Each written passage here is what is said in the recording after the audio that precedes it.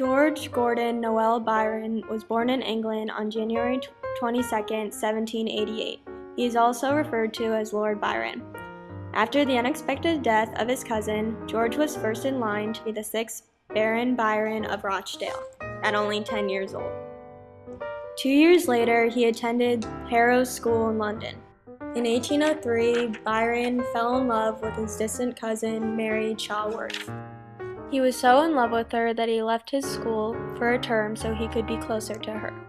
How he felt about her was expressed in poems like The Hills of Annesley and The Dream. In 1805, he attended Trinity College in Cambridge, where he was very popular.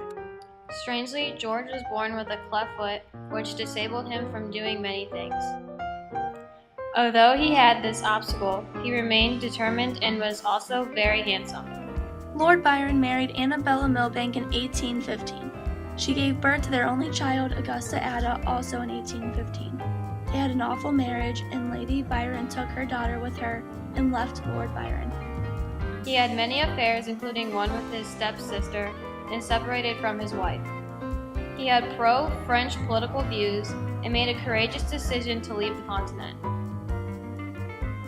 He unexpectedly became very famous after the publication of his 2 cantos of a poem, Childe Harold's Pilgrimage. His literary career officially began in 1807. He wrote very satirical writings like the English Bards and Scotch Reviewers. He targeted not only the Edinburgh Review, but Wordsworth and Coleridge too. The longest satirical poem in English literature was written by Lord Byron, and it was called Don Juan. Satire was present in many of his poems, and he also wrote lots about love and the beauty of women. When he moved to Italy, his writings intensified greatly.